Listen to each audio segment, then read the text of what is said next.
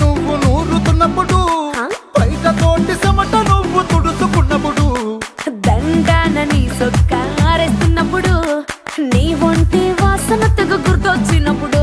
రెండు చేతులెత్తి చుట్టూ మలిసినప్పుడు జెండు కత్తుకొని పడుకున్నప్పుడు అలసిపోయి నువ్వు ఆవలించినప్పుడు